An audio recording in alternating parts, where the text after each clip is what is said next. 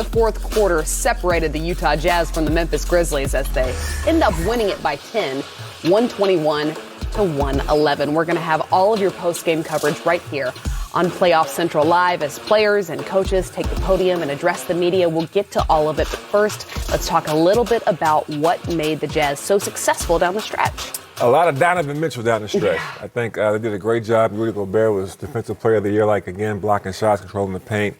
Conley was terrific all game, knocking down threes. I think he had 7 or 8 threes. And then Donovan Mitchell, poised, getting fouled for three-point shots, hitting his clutch free throws, leading this team on the offensive side. Gobert defensively, and the lead just kind of stretched it a little bit. Had to be experience. They knew that Memphis was going to come out strong with a chance to tie the series. It's tough to go up, Booze. We talked about it, 3-1 on a team. That's pretty much the kiss of death. But execution down the stretch.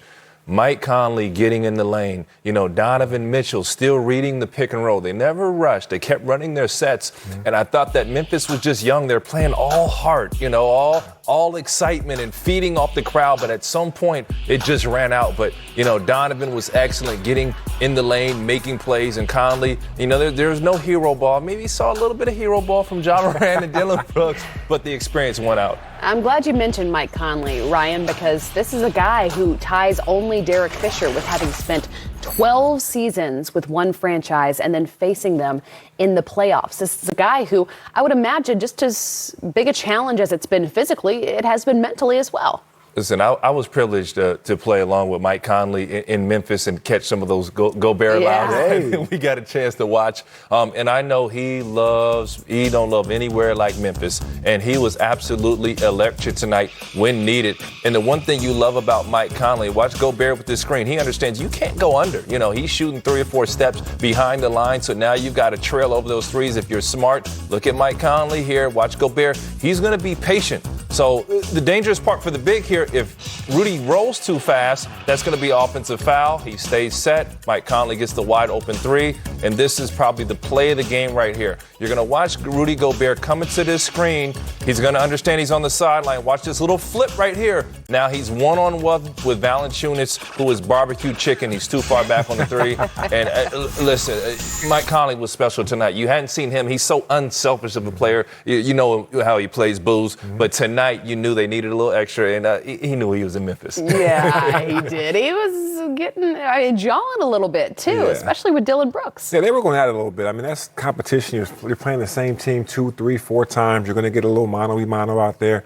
But to your point, his experience, his poise, he probably had some of that home cooking, that barbecue chicken out there in Memphis while he was there, and it showed tonight. Let's talk a little bit more about Donovan Mitchell because, as you mentioned, he didn't play in Game 1, and that was the one game that this team lost. But to come back with 29 points just 2 games after being initially ruled out with that injury seems as though he's feeling at his best. Yeah, he looked great. I mean, he's their closer, game close. This is the first close game that they had.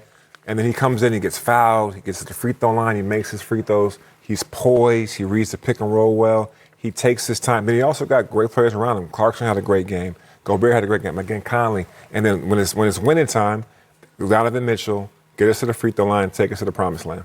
I thought this was huge for the psyche of Donovan Mitchell. He really, Quinn Snyder, hats off to him. They've eased him back because, you got to think about, last year's playoffs. We were seeing 50-point performances between he and Murray. But this was, a real game by committee. But when needed, he showed and proved. So he was excellent tonight. But like you said, Booze, getting to the free throw line, hitting opportunistic threes, and playing off that lob threat of Rudy Gobert. But, he was key down the stretch, and, that's what superstars are made of. Right. Well, because it may be easy to overlook what Rudy Gobert did in this game. But with 15 points, 14 rebounds, and what he was doing defensively, Ryan, especially down the stretch. Where are the Rudy Gobert haters at, man? You see the impact of what he did out there. He's worth all that money, okay? Yeah. In all seriousness, I think he led the league last year in assisted screens. So that means when he sets a screen, someone scores. I would assume he leads it again this year. Don't quote me if I'm wrong. But he knows how to get his guys open, and he's patient, and he waits for that lob threat. But you can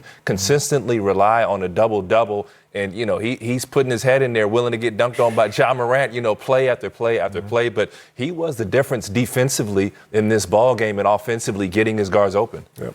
How important will that be for this team moving forward? Because the expectation is not simply to win a first-round series against the Memphis Grizzlies, who played their way into this playoff position.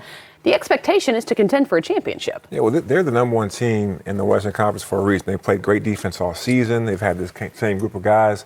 No matter who was in the lineup, out the lineup, they continue to play the same solid defense. Quinn Snyder got this team believing in each other on the defensive side. And then games where they're shooting the lights out from three, they're really hard to beat. So, him being the anchor defensively is a big key for them advancing. You know what, real quick, Conley, Clarkson, and Mittchell creating their own shot one-on-one is the difference in Utah. I didn't see that before. They were very system-oriented, dribble, handoff, pick and roll. But guys being able to create their own shot is a difference in the Utah teams we've seen in the past. And I think we're going to, I'm not going to call them quite yet contenders, but we're going to have to feel a little more confident in what they're going to do. And, potentially if they get past Memphis, their chances of success. Well, we're going to talk a whole lot more about it as our post-game coverage continues as the Utah Jazz beat the Memphis Grizzlies in this one. And Donovan Mitchell is going to take the podium after the break. Stay with us.